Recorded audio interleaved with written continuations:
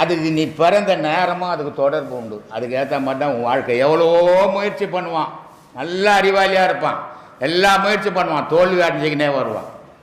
ஒன்றுத்துக்கு உதவ மாட்டான், எதை தொட்டாலும் தங்கமாக மாறி பின்னுக்கும். காரணம் அவனுடைய நல்ல நேரம், அவனுடைய பிறந்த டைமு. அது இவன் எவ்வளோ திறமைசாலியாக இருந்தாலும் முட்டாளாக போயிடுவான். இதுதான் காரணம். பிறப்பு தான் நம்ம காரணமே தவிர இங்கே கடவுளுக்கே வேலை கிடையாது.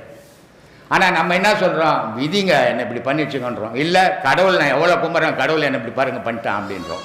கடவுளுக்கும் இதுக்கும் சம்மந்தமே கிடையாது. அதை புரிஞ்சிக்கினா தெரியும், புரியலன்னா தெரியாது. கடவுளை திட்டிக்கினே தெரிய வேண்டியது தான் நம்ம வேலை.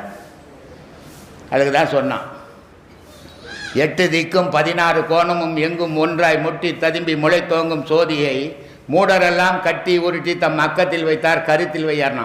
கடவுள்ன்ற பொருள் அது இல்லாத இடத்துல நீ இருக்க மாட்டேடா, எல்லா இடத்துலையும் இருக்குது.